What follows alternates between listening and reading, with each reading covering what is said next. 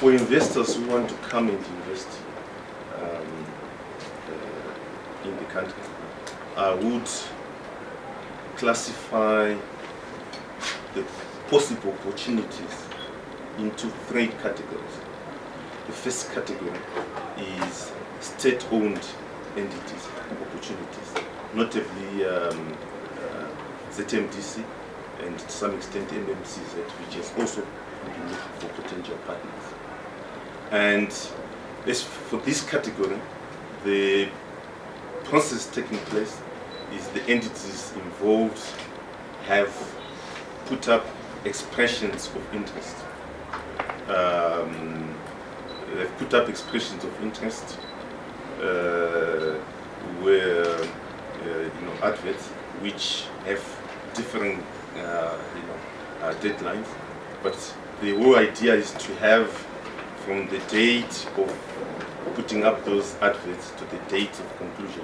We want to see everything concluded in 3 months. That's the first category. The second category relates to assets owned by privately, which is not state assets, individuals who own their claims, companies which own their claims or have got their own assets. In this category, it's the process and speed that relates to the the speed within the two parties engaged. Government is not involved. All we can do through the chamber and other partners is to facilitate this meeting of the potential partners. The third category, which I would put, is where investors come to get mining title from the government, and the mining title basically would put it under 4 main categories. The first category being mining claims, the second category being a special grant, the third category being mining lease, and the fourth category being special mining lease.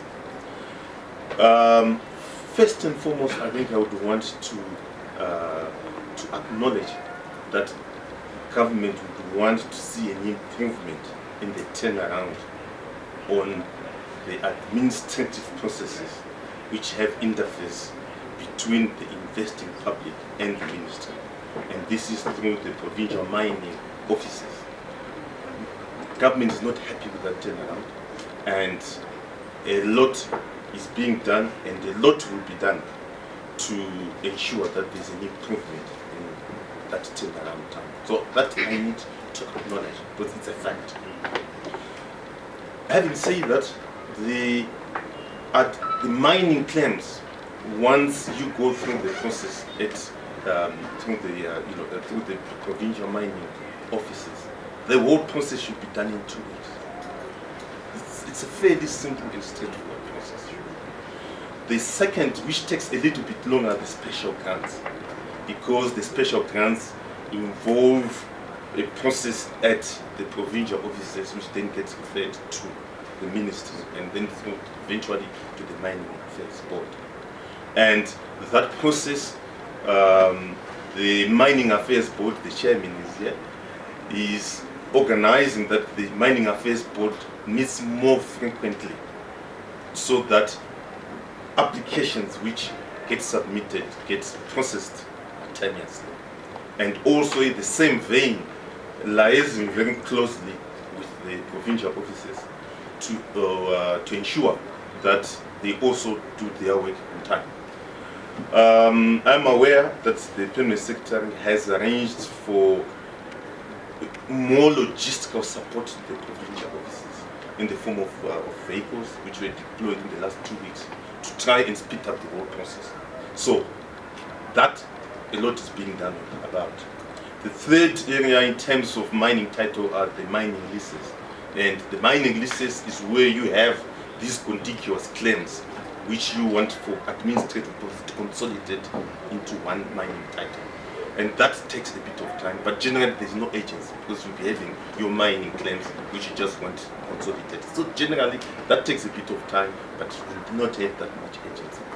The fourth category are the special mining leases, whereby the holders of mining leases, you engage with government to have more specific fiscal and other structures which fit into a mining lease, which then overrides some of the fiscal issues which get provided for in terms of the Finance Act published by Parliament. That takes certainly time, but I think we only have 2 mining leases. Three mining leases.